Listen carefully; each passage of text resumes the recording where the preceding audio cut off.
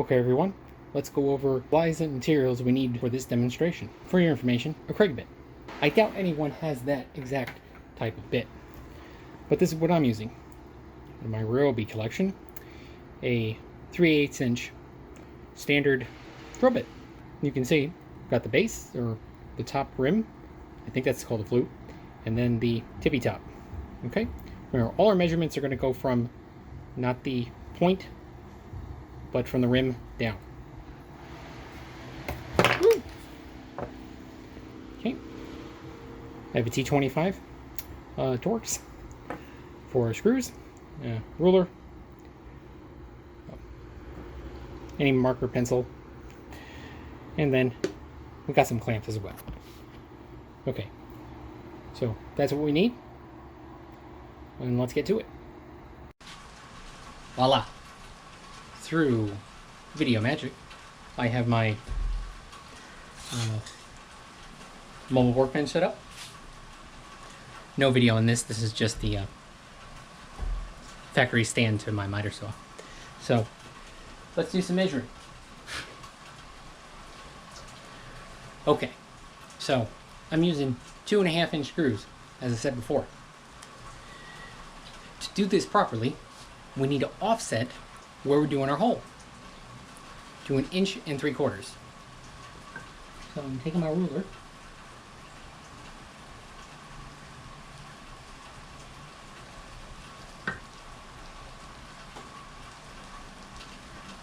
Now I'm just going to mark a whole line across just to make it clear for the video.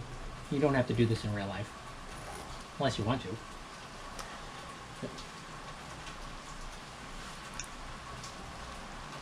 So that's basically where we're going to place our hole. Okay. Now these are not the center point of the holes. I have my drill bit. We're going to pull it back the diameter. I'm just going to mark. So this is where we're going to drill.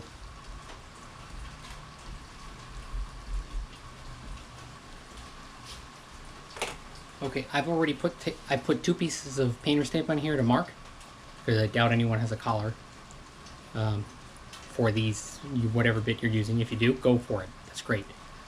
So the first one is set to 1/2 inch from here, not the tip, but from here. I think that's the flute. I'm sure people will correct me if I'm wrong. Okay, we want to go down 1/2 inch.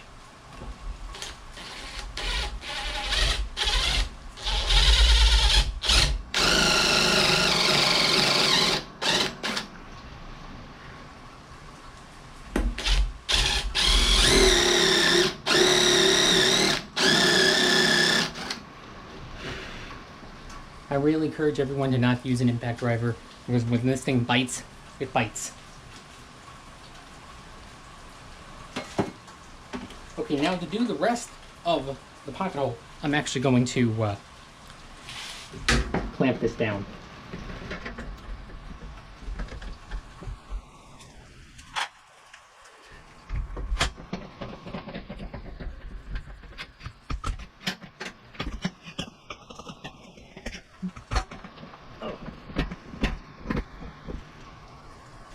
Okay, as you said, I put 2 pieces of tape on this.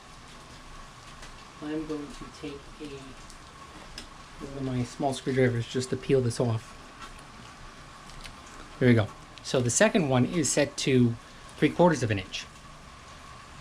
You can see there, from the top, not the tip, 3/4 inch.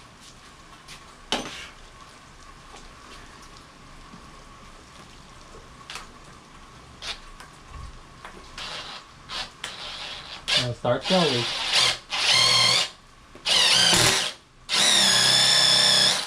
You want to dig down until you're about 15 degrees, which is kind of hard to.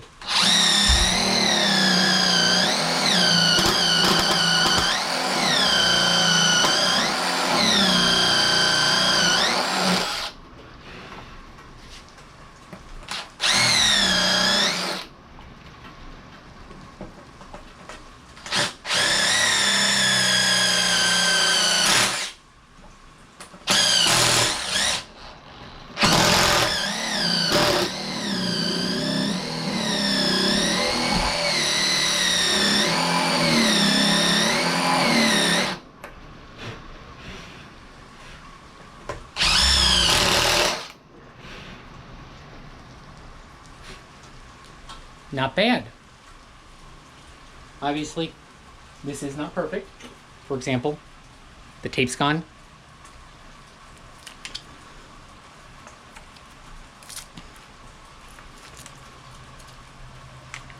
And that does put a lot of force on this.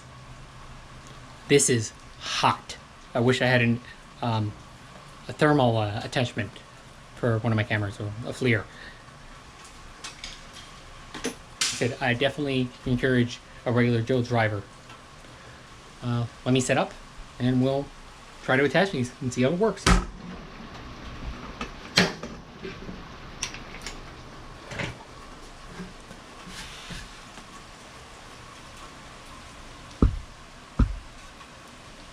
Not bad. Okay.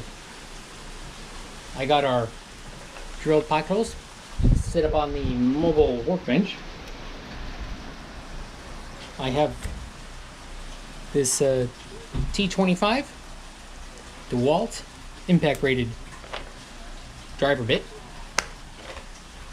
for my forks. Let's give this a go. Now, I know in real life you might not have everything this well held down, but keeping everything nice and secure definitely gives you a good connection.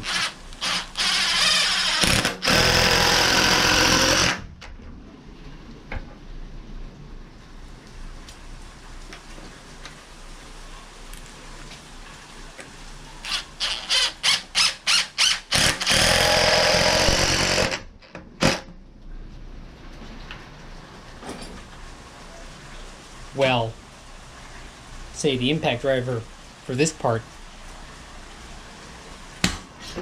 makes installation smooth as butter. Hey, let's take it apart and see how it turned out.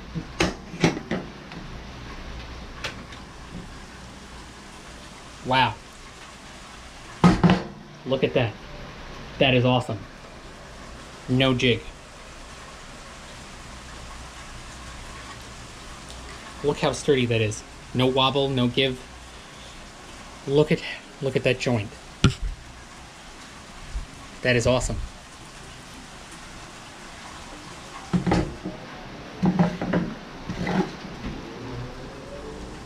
Yeah. Put some glue in that joint, never coming apart. Now, okay. This came out awesome. But if you're curious, I am. I'd like to see where the holes came out on the other side.